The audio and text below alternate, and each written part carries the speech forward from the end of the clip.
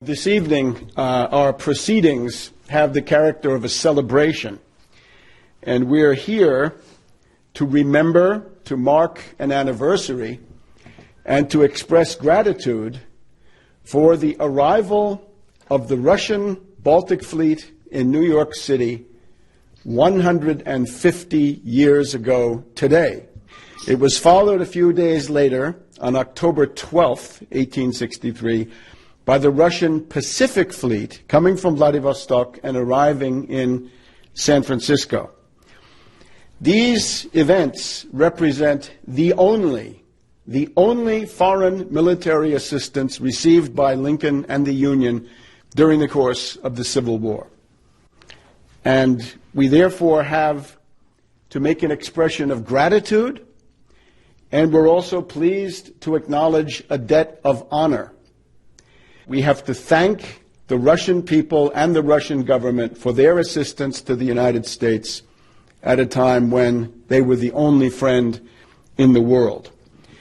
Now, in that spirit, you might think of Abraham Lincoln as somebody surrounded by people like Seward or Stanton or Thad Stevens or Thurlow Weed, the political fixer. But I would urge you rather to think of Lincoln on the international stage, and therefore to realize that when it came to the world, Lincoln had one principal friend, and this was Tsar Alexander II of the Russian Empire. He also had some sympathy from places like Thailand and others, but in terms of effective aid, it was Russia. And these fleets, these were the only manifestations of concrete military support that the United States received in the entire Civil War era. So let's put ourselves in the shoes of somebody watching all this now from Lower Manhattan, the Battery. New Yorkers strolling along the Battery were astounded to see a huge steam frigate flying a foreign flag, bristling with 51 guns, her rigging black with seamen, steam up the bay and drop anchor in the Hudson River. This was the Alexander Nevsky, the flagship of the Russian Atlantic Squadron, commanded by Rear Admiral Lesovsky. Alexander Nevsky was soon followed by the Peresviet, a 48-gun frigate.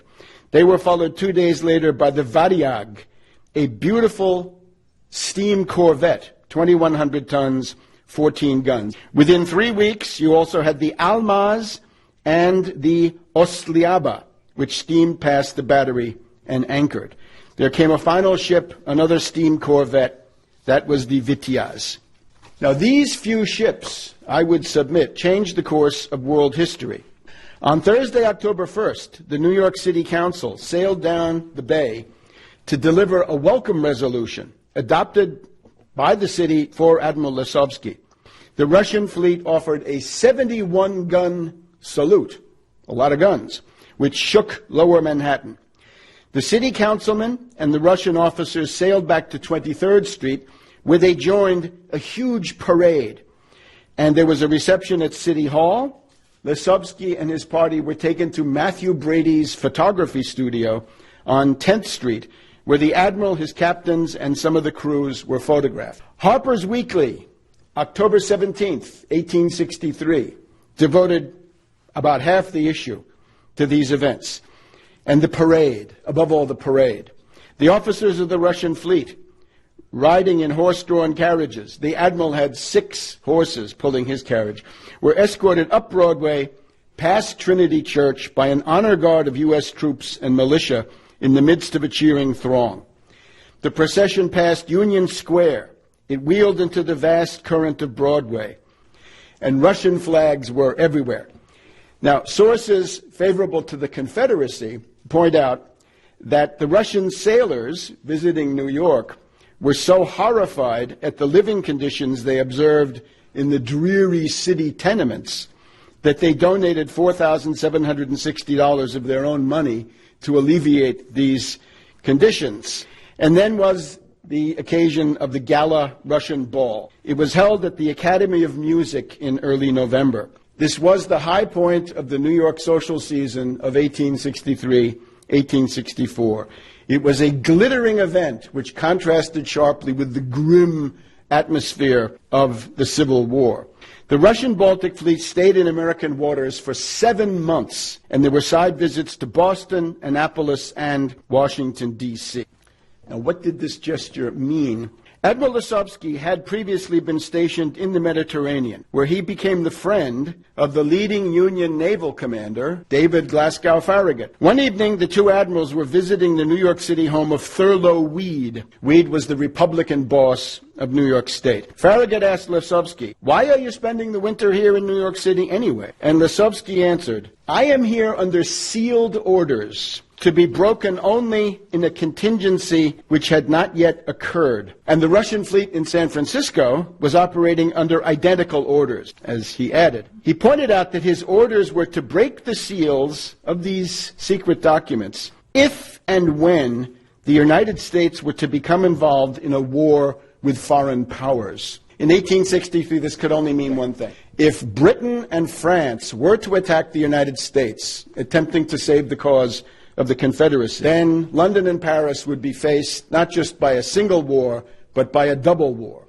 because the fleets were the tokens, the earnest of the immense resources of the Russian Empire, its limitless spaces, its huge land armies, and so forth. It was a gesture meant to deter. October 12th, 1863, the Golden Gate. Admiral Popov arrives. He's the commander of the Russian Pacific Fleet on the Bogatyr. The Bogatyr was followed by the Kalevala, the Gaidamak, the Abrek, the Runda. Now, during these years, the Union had a one-ocean navy for a country that needed a two-ocean navy. The U.S. fleet was concentrated in the Atlantic, Gulf Squadron, Atlantic Squadron for a blockade of the Confederacy. It meant that there were no warships available to defend San Francisco. According to one historian, Admiral Popov was therefore welcomed as a savior in the Golden State when he brought his squadron in, and also because of his willingness to help. On Friday, the 23rd of October, a large fire swept through the waterfront of San Francisco. Admiral Popov responded by sending a large contingent of officers and men to help suppress the blaze. And several of the Russian sailors actually lost their lives. They're buried on Mare Island, which is at that time was a U.S. Naval base. And then came the Gala Ball in San Francisco, which was self-consciously an attempt to compete with the one in New York. The Grand Ball was scheduled for the evening of November 17th. The hall lavishly decorated with Russian and American flags, with special paintings. We had the Emperor and Empress of Russia and also George Washington, and wall panels. The wall panels had slogans which I think would be of interest to Americans today. One was, "Russia and the United States, friends in peace, allies in war." And another one, "The first Alexander advocated our peace in 1812. The second Alexander prevents war in 1863. Now, to get that, you've got to know that the reason the British were convinced to lay off the U.S. at the end of the War of 1812 was a very stern warning from Russia saying, back off, at a time when there was a Russian army occupying Paris, which added a little bit of oomph to that. Another panel. "The world has learned lessons of liberty from the Tsar of Russia." During the months after Admiral Popov arrived in California, there was a great fear of attacks by Confederate raiders like the Alabama, the Shenandoah. The California state government appealed to Admiral Popov for protection, and Popov pledged that he would protect his host, saying, "Should a Southern cruiser attempt an assault, we shall put on steam and clear for action." The Russian admiral prepared to defend San Francisco against the Confederates. Now, Popov went further. Popov wrote a message, and he gave it to the U.S. authorities, and he said, if any Confederates come nearby, I want you to make sure that this message reaches them. And here's his message. According to instructions received from His Excellency Rear Admiral Popov, Commander-in-Chief of His Imperial Russian Majesty's Pacific Squadron, the undersigned, the Governor of California, I guess, is directed to inform all who it may concern that the ships of the Russian squadron are bound to assist the authorities of every place where friendship is offered in all measures which may be deemed necessary by the local authorities to repel any attempt against the security of the place. And he's doing this as the representative of the Tsar. Now, around the world, the strategic reverberations were felt immediately. The Liverpool Journal was afraid of this. The friendly harbor of New York offers the best position that could be conceived for a station whence at any moment a fleet of Russians and Americans could swoop down on the scattered British squadron and unarmed merchantmen. Punch, the British humor magazine that's so political, printed a vicious cartoon, which you can see on my website, with Lincoln and Alexander as two arch villains, two oppressors. Now, the coming of the Russian fleets was decisive in helping Lincoln get through the last and most serious threat of Anglo-French intervention.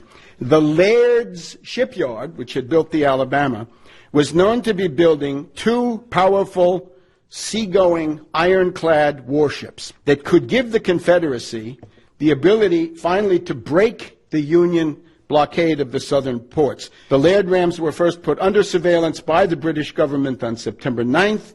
They were seized by the British government in mid-October. They never fought for the Confederacy. And this change of line in London, I think, was clearly a result of the Russian fleets. And that really was the last high-profile attempt of the British and the French to intervene. Now, responding to the arrival of the Russian fleets, Secretary of the Navy Gideon Welles wrote to Russian Foreign Minister Gorchakov saying that the U.S. Navy Department was much gratified to learn that a squadron of Russian war vessels was present off the harbor of New York. Welles offered the Russian fleet the facilities of the Brooklyn Navy Yard for any repairs or refitting they might need. And then Welles wrote in his diary, in sending these ships to this country, there is something significant. What will be its effect on France and the French policy, we shall learn in due time. It may be moderate, it may exasperate. God bless the Russians. God bless the Russians, says the Secretary of the Navy. Now, on October 3rd, 1863, Lincoln issued his famous proclamation establishing a yearly day of Thanksgiving. We should examine the timing of this proclamation. The Union victories at Gettysburg and Vicksburg occurred in the first week of July, several months before, July, August, September, 3 months, 90 days earlier. After that, the news had been all bad, with the horrors of the New York City draft riots, followed on the 19th and 20th by the Battle of Chickamauga, a crushing Union defeat and the second most costly battle of the Civil War. So this raises the question, what exactly was it that Lincoln wanted to give thanks for in the first week of October? Well, the obvious answer is that he was giving thanks for the coming of the Russian fleets, among other things, which were making the threat of the Anglo-French intervention recede rapidly. And I think we can say that the same mood suffuses the Gettysburg Address of November 19th, 1863, which happened to come at the height of the pro-Russian enthusiasm generated by the Russian gala balls in New York and San Francisco. And therefore, despite the prejudices of many historians who may consider this suggestion unthinkable, we must entertain the possibility that the Thanksgiving holiday, to be sure, and the Gettysburg Address possibly, reflect the wave of optimism generated by the arrival of the Russian fleets.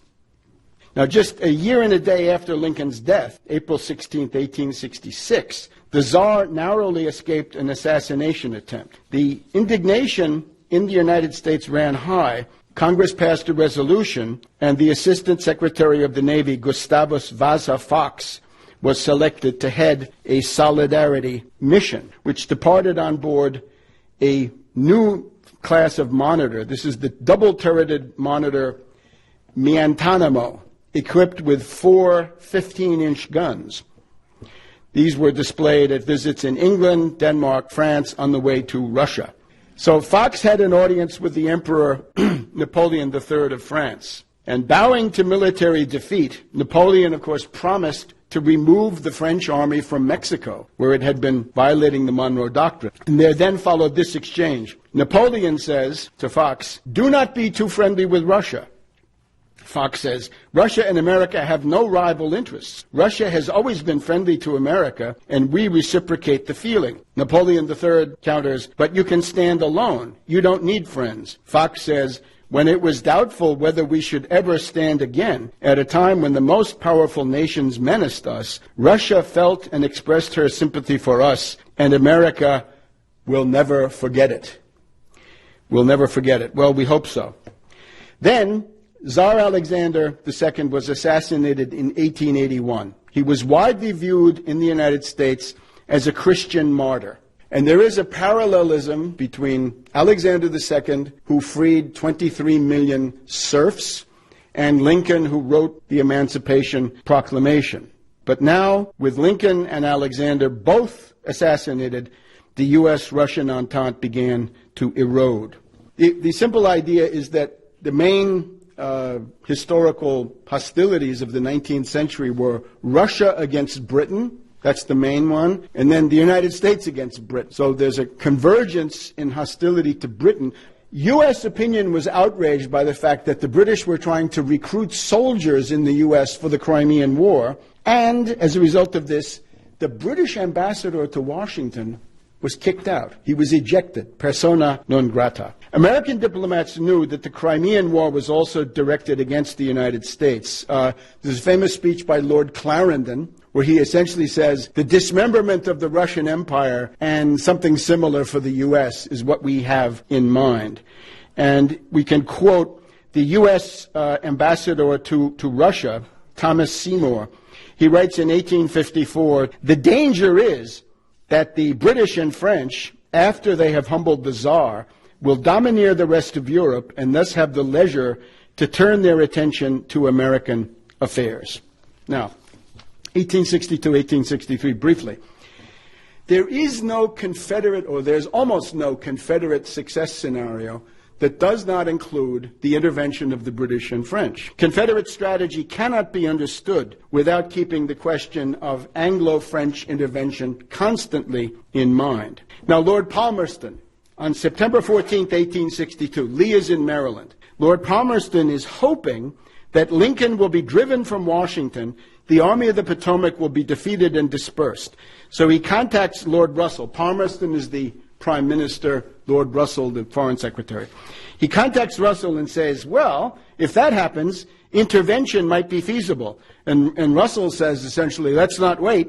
Let's intervene no matter what. Let's have a cabinet meeting right away and intervene. And we have to remember, when we hear the crocodile tears of the London cabinet, right, they're so concerned about the human suffering. Remember that these are the people who had just supervised the repression of the Great Mutiny, or Sepoy Rebellion, in India, 1857. India had rebelled against the British East India Company, and the British had put down the rebellion. It is one of the greatest massacres of the 19th century. The dead go into the hundreds of thousands, villages annihilated. So these are the humanitarians that are going to intervene.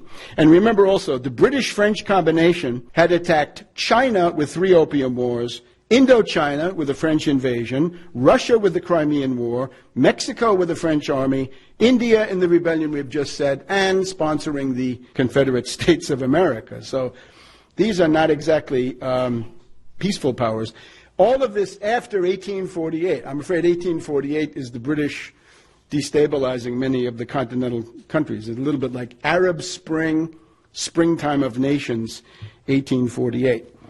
Now, this is what I've said so far. This is what's known in public. We can go a little bit deeper. This refers to a document which I have on my website, tarpley.net. It's written by Wharton Barker. Wharton Barker was a banker for the Tsar in the 1870s, and a little bit complicated, but Wharton Barker in 1905 looks back to a talk with the Tsar in 1879 about these events in 1862. The Tsar says to Barker, 1879, the Tsar is talking now, in the autumn of 1862, the governments of France and Great Britain proposed to Russia the joint recognition by European powers of the independence of the Confederate States of America. My immediate answer was, I will not cooperate in such an action. I will not acquiesce. On the contrary, I will accept the recognition of the independence of the Confederate States by France and Great Britain as a casus belli for Russia. I will go to war over this. And in order that the governments of France and Great Britain may understand that this is no idle threat, I will send a Pacific fleet to San Francisco and an Atlantic fleet to New York. Sealed orders to both admirals were given. Now, Wharton Barker puts it this way, this banker, writing in 1905. He says, Americans cannot forget the Russell-Palmerston-Louis Napoleon proposal to attack the U.S., or the Alexander answer of 1862 to 1863.